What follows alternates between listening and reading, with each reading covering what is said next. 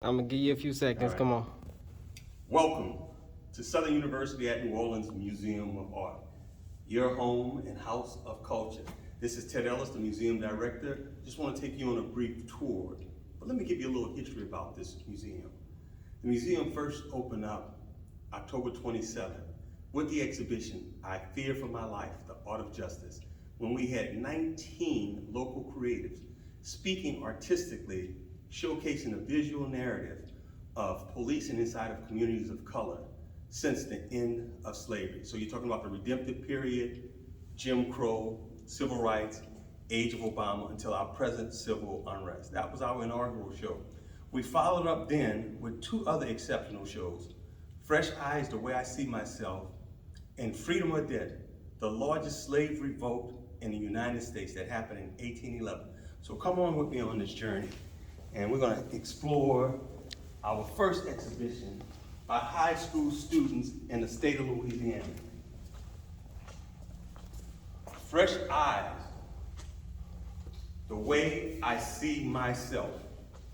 40 creative talents from McDonald 35 High School. As I mentioned earlier, the first major exhibition of high school talent in the state of Louisiana, right here at Southern University at New Orleans Museum of Art. I want to read this poem by Essa. This is a high school student. His skin represents the clouds in the sky. My skin represents the ground's healthy thrive. His eyes represents the storm and the tides. My eyes represent the trees' thrusting lines. His hair is as stale and long as crime. My hair is curly as an evergreen vine. His nature is to blind and bind. My nature is to unblind and unbind. The color brown is me. The color brown surrounds thee. The color brown is my skin, for I merge in the dirt's kin. The color brown is my eyes, for Lady Nature does not lie. The color brown is my hair, for its true nature is shown through the sun's stare. I am one with the sun, for it makes my soul and spirit done. It takes notice on my brown and fills my life with everyday sound, for we can see the color brown and appreciates its crown. High school talent. And this young lady here visually expresses her beauty, but she looks at it and says, why do people despise me and my unique beauty and stuff? And it's projected like this image of her nationally. But she says, no, the variations of our beauty is multicolored. And this is who I am. Fresh Eyes, The Way I See Myself, by the students of McDonald 35.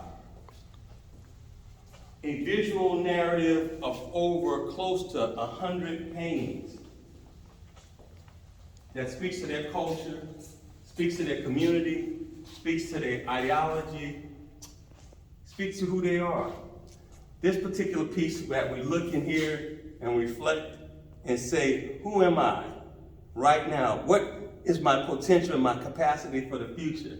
And so each student had to look into the mirror, or each viewer who was engaging would look into this mirror and write who they thought about themselves. For example,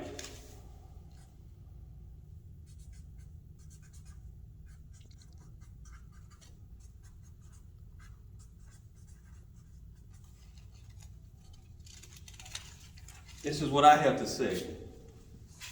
I am the future.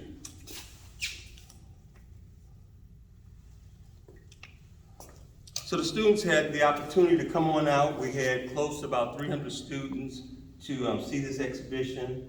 When it first opened, it was amazing. Here are the 40 students that participated in the show. It was covered by WWL as well as WNGO TV, WGNO TV, I'm sorry. But there you have it. Fresh Eyes, The Way I See Myself, the students of McDonald 35. Now come over in here. We have the exhibition, Freedom or Death, the largest slave revolt in the United States. It happened in 1811 at the Woodlawns Plantation in Destrehan. 1811 was pivotal because it was under French rule. The Haitian Revolution between 1791 to 1804 finally overthrew the French government and found their independence. Subsequently, the French came over here, and those who were oppressed, those who were enslaved, says, it's time that we find our freedom. Well, that insurrection was quelched by Henry C.C. Claiborne, when he met them before they got to the city of New Orleans, because they were marching on the city of New Orleans to disrupt the economy, to disrupt the government, as well as to find the weaponry so that they could cease and desist this tyranny of oppression through slavery. That happened at the largest slave revolt in the country here in Louisiana, right out by Laplace, Louisiana. Darren Cook is the first artist to have a solo exhibition in this space, which is incredible. He's also a graduate of the Museum Studies program. He's a school teacher. He's also taught in South Africa. He participated in a reenactment several years ago that was created by Dred Scott. Interesting, that name, because that name has a historical context.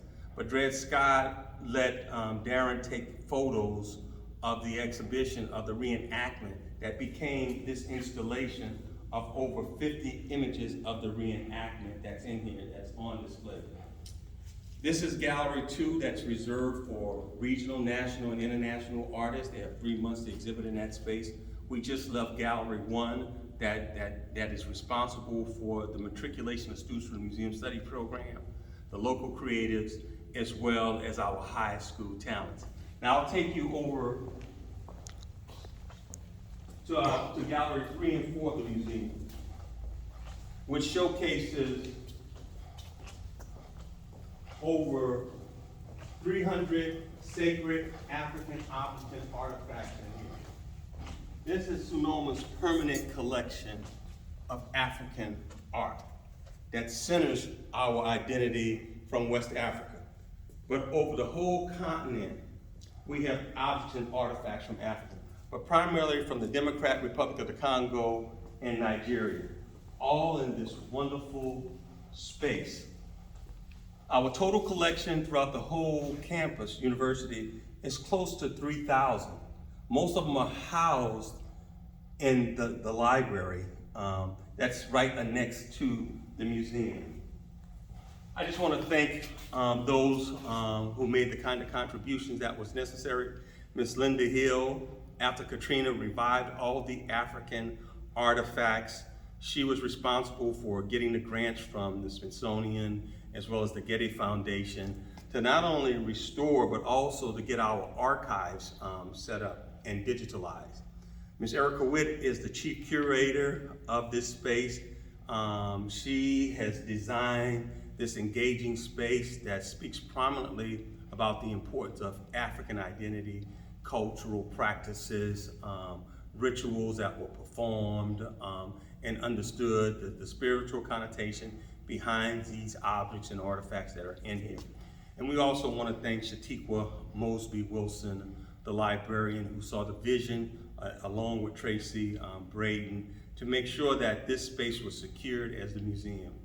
Others, Dr. Sarah Hollis, Dr. Ede, who runs Museum Studies, as well as Cynthia Ramirez, who has been active for many years in making sure that this museum came to fruition and will be assisting in the future of programming in this museum space. So, in partnership with the Museum Studies program. So there you have it. This is Ted Ellis, Southern University at New Orleans Museum of Art. I am the inaugural museum director for the first museum on this campus in New Orleans, which is, I would say, the city of high cultural capital. Thank you very much.